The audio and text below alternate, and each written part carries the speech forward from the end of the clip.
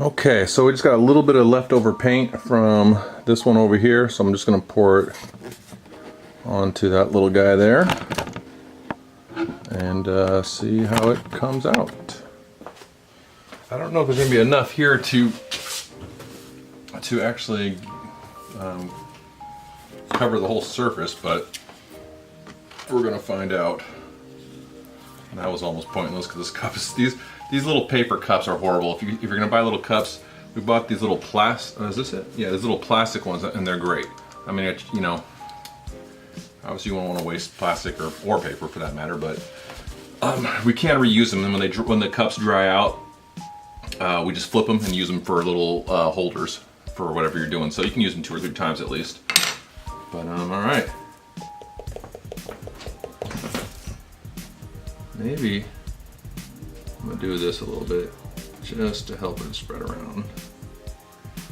It's definitely pretty colors. Let's see how that all comes out there. All right, I don't know if that didn't do anything. All right, let's just do a little bit of maneuvering here. And so if you watched the other video with the ocean looking one there, I don't know what I'm going to title it yet, so I'm sorry, I don't know what it's called, but the picture I pointed out over to the side there first, it'll have the description of all the colors and the paints and what I used, and put a little silicone in there and all that kind of good stuff. So you can check that other video out if you want more of a description, or of course you could always ask me in the comment section. So I'm trying to get it to cover the sides before I drip it off. Just trying to get as much as coverage before I start actually dripping it off. Not only that, I really like that part up there. I was trying to save it, so I think I'm pretty happy with the coverage here. It's actually covering more than I thought it would. So let's go ahead and we'll start letting it drip over the sides there a little bit. Okay. Stand up. It's always easier for me to stand up for some reason.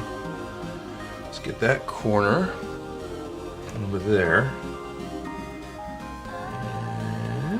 Corner's good.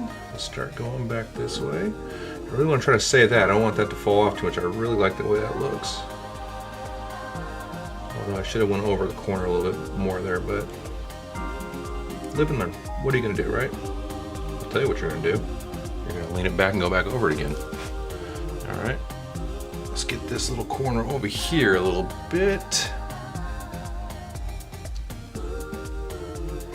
Eventually we're going to buy some silicone mats and let this paint dry up on it, and then peel off the pieces and maybe make jewelry out of it. So not only does it save the paint, it's not going to waste, but you also get more out of it too. All right, let's try to bring that brown back in here a little bit. Let's get it going this way here. Yeah, that looks pretty cool.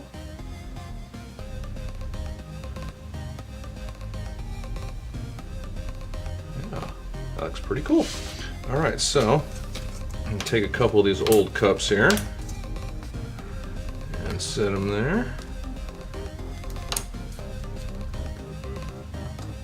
Okay, and then we'll go ahead and just tap the sides here a little bit with my finger, just to make sure you get your full thing covered. You can even, you know, take other paint or whatever and tap the sides.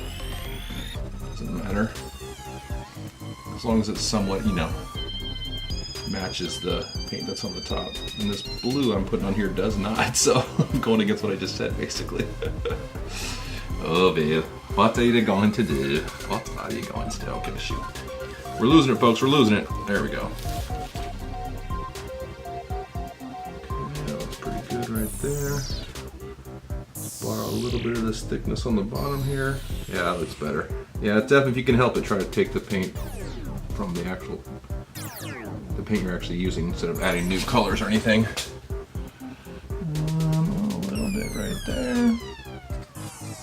These cheap canvases start to come undone. I think once they dry, we have to probably glue the sides back on because they are really cheap. I will say, if you're just getting started, maybe go and buy a few cheap ones so you feel comfortable. But as the old adage goes, you get what you pay for. It is so true. These cheaper canvases are crap. So buy good ones, buy ones that are stretched, maybe even pre-primed. I don't know how big of a deal that is, but definitely stretch canvases.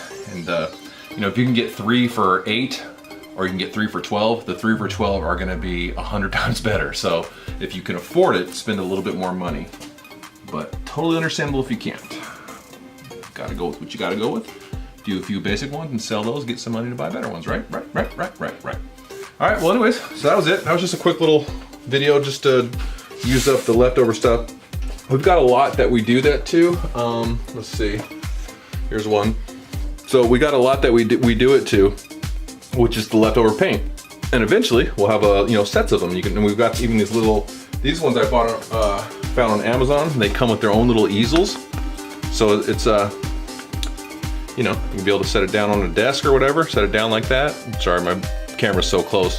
I'll try to back out a little bit here. There we go. Yeah, so if you were to put the little easel on there and you can, you know, have it on your desk or whatever, wherever you want, pretty cool. So these are pretty cheap, but you know, like I said, it's good for the leftover paint, and eventually you get a set and you can sell them in sets or sell them singly or however you want to do it. But that is that video. Let me get you guys a little bit of a close-up here before I let you go.